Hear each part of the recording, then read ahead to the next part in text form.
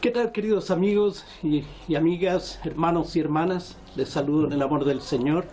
Hoy es un domingo muy especial, es domingo de resurrección, es domingo de Pascua, de resurrección. Y bueno, es también un día de celebración, de fiesta, por lo que implica la resurrección de nuestro Señor Jesucristo. Tengo una palabra para hoy, se llama sin resurrección no hay salvación. El texto es el libro de los Hechos, que nos va a servir de trasfondo para lo que vamos a hablar. Y dijimos Hechos 10:39, capítulo 10, versículos 39 al 40, nos saltamos el 41 y después nos vamos al 42 y 43.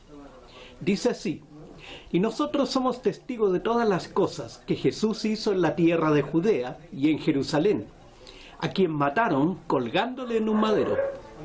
A este levantó Dios al tercer día e hizo que se manifestase, y nos mandó que predicásemos al pueblo y testificásemos que Él es el que Dios ha puesto por juez de vivos y muertos. De este dan testimonio los profetas, que todos los que en Él creyeren recibirán perdón de pecados por su nombre. Sin duda, la experiencia de la resurrección de Cristo es fundamental en la vida del cristiano. Sin resurrección no hay cristianismo. No obstante, al leer los evangelios acerca de la resurrección de Jesús, encontramos 4 historias diferentes, con un final común. Entonces, ¿cómo podemos explicar todas las incongruencias que existen entre los diferentes evangelistas al expresar esta experiencia de la resurrección? Digamos que hay 4 visiones, 4 personas hablando de distintas formas, de distintos enfoques de lo que fue la resurrección. Recordemos que presenciales podría haber sido Mateo y quizás Lucas, y es decir, Mateo y Juan. Los no presenciales pueden haber sido Marcos y Lucas. Pero los 4 están narrando entonces un acontecimiento, ya sea vivido por ellos o bien escuchado, pero con un testimonio realmente impresionante. Y esto lo vamos a ver a continuación. Los primeros discípulos se encuentran, como todos, con la peor experiencia de sus vidas: la muerte de su amigo Jesús, en el que habían puesto todas sus esperanzas y que ahora les había defraudado. No es insoportable creer que todo por lo que hemos luchado, todo lo que hemos querido, todo lo que hemos hecho durante nuestra vida cae en el vacío tan inminente tras la llegada de la muerte. Por eso en nuestro interior sentimos la imposibilidad de que todo esto se desvanezca e intentamos creer en la certeza de que todo por lo que luché, amé e hice no puede terminar así. Sin embargo, a pesar de mi voluntad, de la existencia de una continuidad a todo, me doy cuenta de que no puedo volver a hablar como antes con mis seres queridos, ni hacerles volver. Ni siquiera puedo imaginar el sitio donde puedan encontrarse. Esto mismo pensaron los discípulos. No creían en la posibilidad de traer de vuelta al que habían creído que les salvaría de todas las injusticias que vivían, a Jesús de Nazaret. Hasta que, de repente, se toparon con una experiencia inesperada que les cambiaría la vida para siempre. Una experiencia tanto ambigua como cierta, vivida con tanta incertidumbre como verdad. Esto es lo que nos encontramos en los evangelios, que brevemente explican esta primera experiencia al final de sus narraciones. En el primero de ellos, el Evangelio de Marcos, que fue el primero que se escribió, encontramos que tras la experiencia de la muerte, las mujeres eran las únicas que estaban preocupadas por Jesús. A pesar del miedo, fueron a comprar aromas y muy temprano fueron a embalsamarlo, ya que el viernes no lo pudieron hacer bien. Para su sorpresa, aunque no habían pensado en cómo quitar la piedra, se encuentran que el sepulcro está abierto. Vaya susto que se llevaron al ver cuando entraron en el sepulcro y no encuentran al cadáver, no encuentran al muerto, sino a un joven vestido con una túnica blanca. A pesar del anuncio del joven sobre la resurrección del Señor, las mujeres ni siquiera preguntan por el cuerpo que van a embalsamar. Dejan sus perfumes en el sepulcro vacío y huyen aterradas, con miedo a decir siquiera lo que habían visto al joven. Cuanto más decir que Jesús había resucitado. A esta narración de Marcos, el evangelista Mateo, años más tarde, porque el Evangelio de Mateo se escribió varios años después, añade la experiencia de los guardias y cambia la actitud de las mujeres. No tenemos una grabación ni ninguna prueba de lo que sucedió exactamente aquella noche, pero seguramente pasaría algo especial. Esto llevó a los guardias a definir aquella experiencia como un terremoto, quizás exagerando lo que verdaderamente sucedió.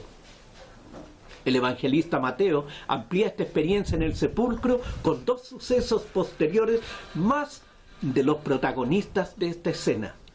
Primero, Jesús aparece resucitado a las mujeres, que les repite las palabras del ángel del sepulcro. Y segundo, los guardias, en lugar de ir a sus jefes por miedo a las consecuencias, van a los sacerdotes, que los sobornan con dinero e hicieron creer a los judíos que habían robado el cuerpo de Jesús. Por último, de entre los evangelios sinópticos, Lucas, que fue uno de los que se escribió posteriormente, recordemos que Lucas no fue testigo presencial. Lucas fue un discípulo ganado por el apóstol Pablo varios años después. Estamos hablando de unos 10, quizás 15, 20 años después. Y él amplía considerablemente el texto de Marcos. En lugar de un joven, nos encontramos con dos hombres con vestidos resplandecientes. De nuevo los discípulos aparecen incrédulos ante el anuncio de las mujeres, aunque Pedro corre al sepulcro y queda asombrado. Cabe destacar el hecho que Lucas es un historiador, es decir, es una persona que se dedica a investigar los sucesos. A pesar de que él no estuvo en los momentos en que ocurrió este acontecimiento, él va a buscar las pruebas en el lugar mismo y a entrevistar a los personajes involucrados en esto. Se dedica a hacer toda una labor de investigación y después de eso, posteriormente, escribe su evangelio. Mucho más amplio resulta el evangelio de Juan, que hace hincapié en otros aspectos. Este evangelio, más tardío que los tres sinópticos, hace una reflexión profunda de los hechos y quiere dar una explicación exhaustiva a los mismos.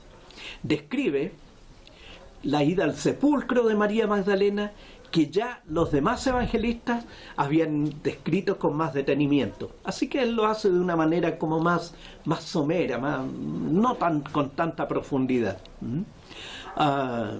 Mientras que Marcos y Mateo dicen que los discípulos no creyeron a María Magdalena, Lucas y Juan narran la carrera hacia el sepulcro de Pedro, aunque Juan también se introduce a sí mismo en la historia durante esa carrera. Juan cuenta que el discípulo a quien Jesús quería, es decir, él mismo, y Pedro corrieron al sepulcro. Él, que era más joven, llegó antes, pero no entró. Al llegar Pedro, entró primero en el sepulcro y vieron las vendas y el sudario, como signos visibles de la resurrección. Tras esto, Juan expone en forma amplia el encuentro del resucitado con María Magdalena, mientras que Marcos solo dice que Jesús se le apareció a ella y Mateo dice que se le apareció a las mujeres. Juan amplía la narración al encuentro personal del resucitado con María Magdalena. En esta narración del capítulo 20, versículos 11 al 18 de Juan, ella se encuentra llorando fuera del sepulcro. Dos ángeles le preguntan sobre el sentido de su llanto, a lo que responde que era porque se habían llevado a su Señor. Y es entonces que se produce el conocido encuentro. Jesús le dice: mujer, ¿por qué lloras? ¿A quién buscas? Ella, pensando que era el encargado del huerto, le dice: Señor, si tú lo has llevado, dime dónde lo has puesto y me lo llevaré. Jesús le dice: María. Ella se vuelve y le dice en hebreo Rabuní o Raboni, que quiere decir maestro. Jesús le dijo: no me toques, que todavía no he subido al Padre.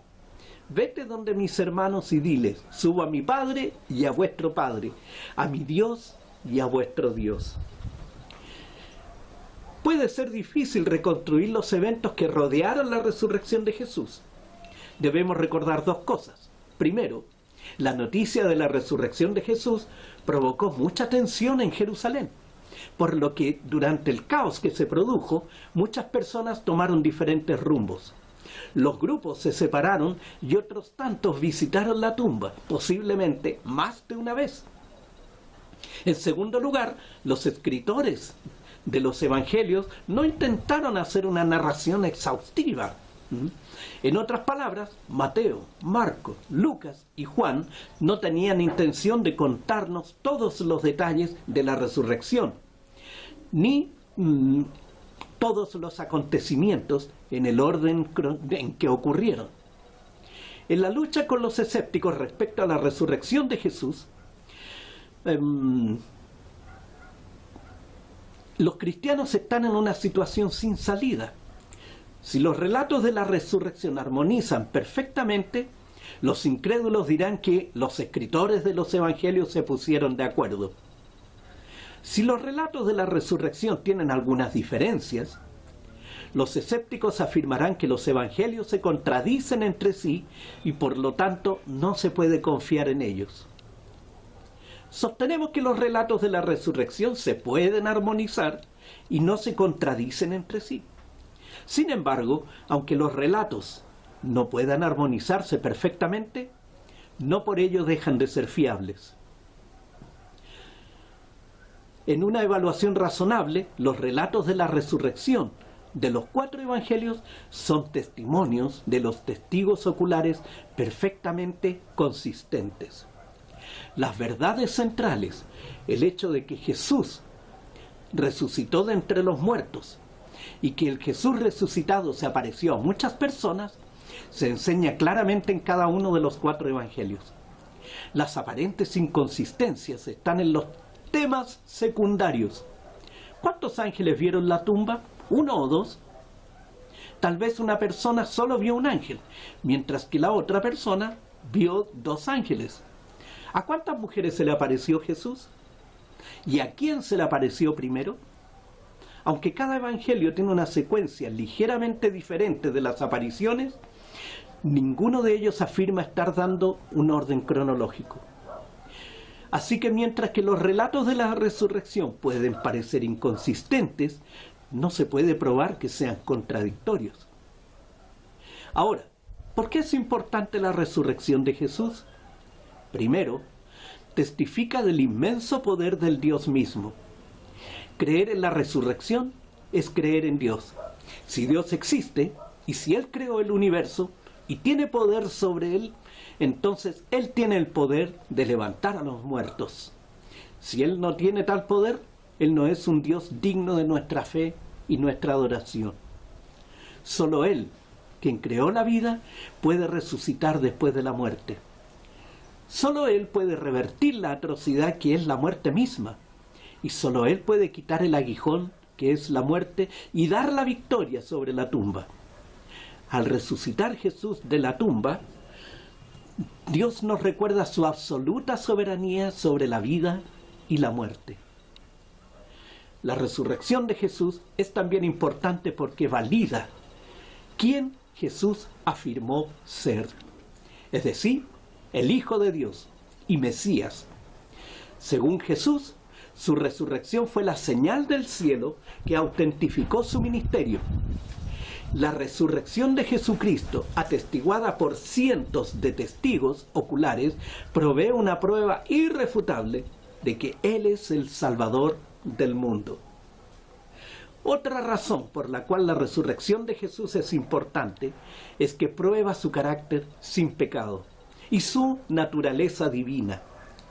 Las Escrituras decían que el Santo de Dios nunca vería la corrupción en el Salmo 16:10. Y Jesús nunca vio corrupción, ni siquiera después de su muerte, porque su cuerpo no se corrompió.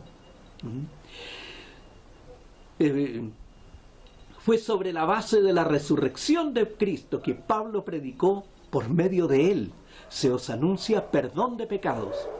En Él es justificado todo aquel que cree. Eso está en Hechos 13, 38 y 39. La resurrección de Cristo no es sólo la validación suprema de su deidad, también valida las profecías del Antiguo Testamento que predijeron el sufrimiento y la resurrección de Jesús.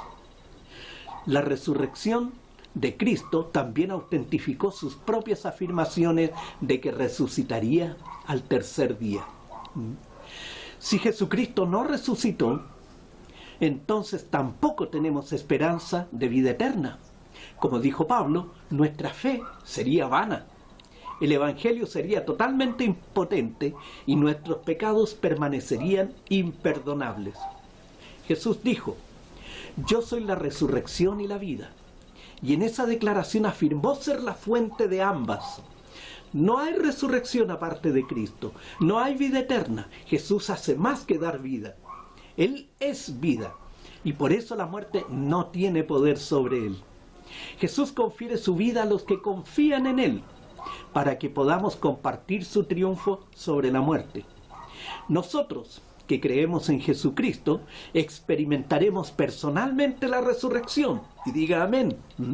Porque teniendo la vida que Jesús nos da, hemos vencido a la muerte. Un amén más glorioso. Es imposible que la muerte gane. Jesús es la primicia de los que han dormido. En otras palabras, Jesús abrió el camino en la vida después de la muerte. La resurrección de Jesucristo es importante como testimonio de la resurrección de los seres humanos, que es un principio básico de la fe cristiana. A diferencia de otras religiones, el cristianismo posee un fundador que trasciende la muerte y promete que sus seguidores harán lo mismo. Gloria a Dios. Todas las demás religiones fueron fundadas por hombres o profetas cuyo fin fue la tumba. Como cristianos, sabemos que Dios se hizo hombre, murió por nuestros pecados y resucitó al tercer día. La tumba no pudo retenerlo. Él vive y se sienta hoy a la diestra del Padre en el cielo. La inspirada palabra de Dios garantiza la resurrección de los creyentes cuando Jesucristo venga por su cuerpo, que es la iglesia, en el arrebatamiento. Tal esperanza y seguridad surge en un grandioso canto triunfal, como lo escribe Pablo en 1 Corintios 15, 55. ¿Dónde está, oh muerte, tu aguijón? ¿Dónde, oh sepulcro, tu victoria? La importancia de la resurrección de Cristo tiene un impacto en nuestro servicio al Señor. Ahora, Pablo termina su discurso sobre la resurrección con estas palabras: así que, hermanos míos, amados, estad firmes y constantes, creciendo en la obra del Señor siempre, sabiendo que vuestro trabajo en el Señor no es en vano. Puesto que sabemos que seremos resucitados a una vida nueva, podemos sufrir persecución y peligros por amor a Cristo, tales como Él padeció. Y al igual que miles de mártires a través de la historia, quienes gustosamente cambiaron sus vidas terrenales por la vida eterna y la promesa de la resurrección. La resurrección es una victoria triunfante y gloriosa para cada creyente. Jesucristo, quien murió, fue sepultado y resucitó al tercer día de acuerdo a las Escrituras. Y Él vendrá nuevamente. Los muertos en Cristo resucitarán primero, luego nosotros, los que hayamos quedado y vivamos para su venida. Seremos transformados y recibiremos nuevos cuerpos glorificados. ¿Por qué es importante la resurrección de Jesucristo? Demuestra quién es Jesús. Demuestra que Dios aceptó el sacrificio de Jesús a nuestro favor. Muertos. Garantiza que aquellos que crean en Cristo no permanecerán muertos, sino que serán resucitados a una vida eterna. Esa es nuestra bendita esperanza. Gloria al Rey de Reyes, gloria al Señor de Señores. El Señor nos siga bendiciendo y que podamos aprender más de su palabra.